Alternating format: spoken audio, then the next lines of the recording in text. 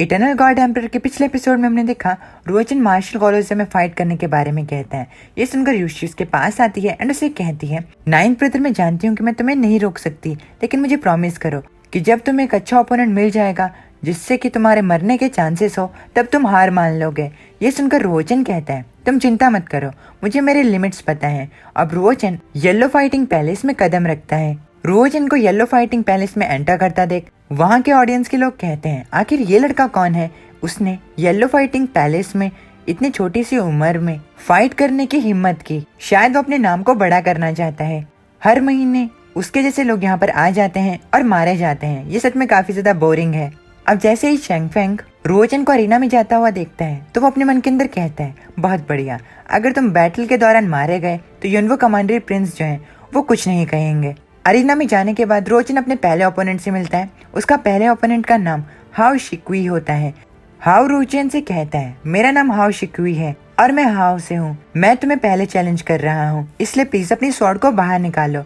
ये सुनकर रोजन हाओ से कहते हैं, तुम इसके लायक नहीं हो कि मैं तुम्हारे लिए अपनी स्वॉर्ड को बाहर निकालूं। अगर मैं तुम्हारे लिए अपनी स्वॉर्ड को बाहर निकालता हूँ तो मुझे डर है कि मैं तुम्हें चोट पहुंचा दूंगा। ये सुनकर हाओ गुस्से में आ जाता है एंड उसे कहता है, तुम काफी ज्यादा घमंडी हो। अब हाओ अपने वेपन की मदद से रोजन पर हमला करने के लिए आगे बढ़ता है। रोजन हाओ से कहता है, तुम अपने आप को 30 मार खा समझ रहे हो। अब रोजन अपने एक ही मूव से हाओ को हरा देता है। रोजन के एक ही मूव से हाओ की हालत खराब हो जाती है एंड वो अरीना के बाहर जाके गिरता है। रोजन हाओ की तरफ से पीछे मुड़ता है एंड उसे कहता है, तुम मेरे ऊपर ज्यादा ही आसान चले गए। हाओ अभी भी कांप रहा होता है। हाओ कांपते हुए रोजन से कहता है, मुझे ना मारने के लिए तुम्हारा शुक्रिया। अब क्योंकि रोजन ने अपने ओपोनेंट को सिर्फ एक ही मूव से हराया होता है, इसलिए सभी लोग उसकी तारीफों के पुल बांधने लग जाते हैं। अब ऑडियंस में बैठे हुए लोगों को भी पता चलता है कि जो ये मिस्टीरियस यंग मास्टर लड़ रहा है वो और कोई नहीं, नाइन्थ प्रिंस है। शेंगफेंग ये देखकर काफी ज्यादा हैरान हो जाता है एंड वो खुद से कहता है, मैं इस मौके का फायदा उठाकर उसे बेइज्जत करना चाहता था। मैंने नहीं सोचा था कि इस चीज की वजह से उसे शो ऑफ करने में मदद मिलेगी।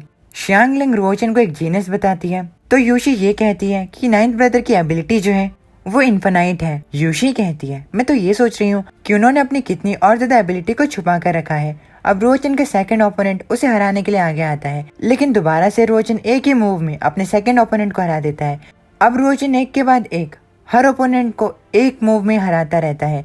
ये देखकर ऑडियंस में बैठे हुए लोग सन्नाटे में बढ़ जाते हैं। अभी तक रोजन को जीते हुए 4 मुकाबले हो गए थे और ये सभी चारों मुकाबले उसने लगातार जीते थे। रोजन ने अपने सभी ओपोनेंट्स को सिर्फ एक ही मूव से हराया होता है। रोजन की स्ट्रेंथ को देखकर सभी लोग उसे मॉन्स्टर कहते हैं।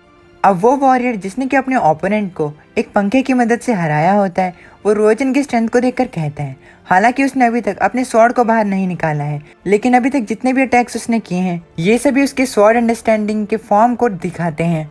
ऐसे लगता है उसकी एबिलिटी जो है वो at least realm of sword following the mind के इंटरमीडिएट स्टेज पर है। अगर नाइन्थ प्रिंस 8वें राउंड तक टिका रहा तो मैं उसे खुद हराने जाऊंगा।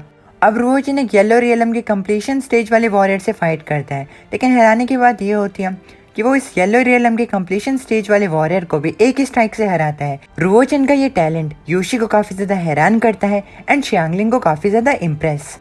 एक तरफ खुशी का माहौल होता है तो दूसरी तरफ जलन की फीलिंग। शेंगफेंग रोजन की इस परफॉर्मेंस से काफी ज्यादा इरिटेटेड हो जाता है। वो अपने आदमी से कहता है, हानफू को यहाँ पर लेकर आओ, अब उसे इस्तेमाल करने का समय आ चुका है। उसका नौकर उसकी बात मानता है एंड वो हानफू को बुलाने के लिए जाता है। शेंगफेंग अपने मन के अंदर कहता है, 16 साल की उम्र में वो इतना ज्यादा ताकतवर है, मैं उसे जिंदा नहीं रहने दे सकता। अब बारी आती है रोजन की 7th ओपोनेंट की। रोजन की 7th ओपोनेंट एक लड़की होती है जिसके हाथ में एक विप होती है। वो लड़की रोजन को ग्रीट करके उससे बड़ी बड़ी बातें करने लगती है। अब वो अपने विप की मदद से रोजन पर हमला करती है, लेकिन रोजन उसे इजीली डॉज कर लेता है एंड कहता है, ये काफी ज्यादा इंटरेस्टिंग है। अब रोजन अपनी स्पीड का इस्तेमाल करते हुए अपने ओपोनेंट के पास जाता है। उसके ओपोनेंट उसे देखकर काफी ज्यादा हैरान हो जाती है। अब रोजन सिर्फ एक ही मूव उस लड़की के हाथ पर मारता है, जिससे कि उस लड़की को काफी ज्यादा तकलीफ होती है एंड वो इजीली हार जाती है। रोजन उस लड़की को छोड़कर वहां से जाने लगता है। जाते हुए वो उस लड़की से कहता है, तुम मुझ पर आसान चले गई। अब वो लड़की रोजन से उसके रहम के लिए उसे शुक्रिया कहती है। अब वो वॉरियर जो कि रोजन का 8th राउंड के लिए इंतजार कर रहा होता है, वो अपने फैन को बंद करता है एंड कहता है, ये 8th राउंड है, चलो मैं तुम्हारी स्विनिंग स्ट्रीक पर रोक लगाता हूँ। अब वो वॉरियर ऑडियंस के ऊपर से छलांग मारकर अरीना में आता है। उस वॉरियर को देखकर रोजन कहता है, ये तो वही वॉरियर है जो कि पहले फैन की मदद से लड़ रहा था। अब वो वॉरियर नीचे उतरता है। नीचे उतरकर वो रोजन को ग्रीट करते हुए कहता है, मेरा नाम शुई बिंगशेंग है।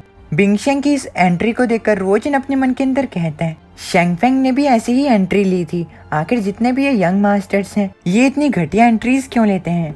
अब तभी बिंगशेंग रोजन से कहता है, नाइन्थ प्रिंस, अब क्योंकि मैं आपका ओपोनेंट हूँ, इसीलिए आपकी स्वॉर्ड को बाहर निकालने का समय अब आ चुका है। रोजन ये सुनकर कहता है, नेचुरली मैं स्वॉर्ड को तब बाहर निकालूंगा जब मुझे ऐसा लगेगा कि तुम पावरफुल हो। ये सुनकर बिंगशेंग अपने फैन को ओपन करता है। उसके फैन में नाइव्स होती हैं। बिंगशेंग रोजन से कहता है, नाइन्थ प्रिंस, आपको ध्यान से रहना चाहिए। 9 ताकतवर वॉरियर्स जो हैं वो ऑलरेडी मेरी आयरन बोन फैन की वजह से मारे जा चुके हैं। रोजन ये सुनकर सतर्क हो जाता है। अब तभी रोजन देखता है कि बिंगशेंग जो है वो अपनी काफी ज्यादा शैडो कॉपीज को बनाते हुए उसकी तरफ आ रहा है। बिंगशेंग रोजन की तरफ आते हुए उसे कहता है, उम्मीद है नाइन्थ प्रिंस जो है वो मेरे इस वेपन से मरने वाले 10वें आदमी ना हो। रोजन बिंगशेंग को अपनी तरफ आता हुआ देखकर कहता है, तो तुम इसीलिए आए हो ताकि तुम मुझे अपने टॉप 10 की लिस्ट में डाल सको। चलो देखते हैं कि क्या तुम इस चीज को करने के लायक हो भी या नहीं।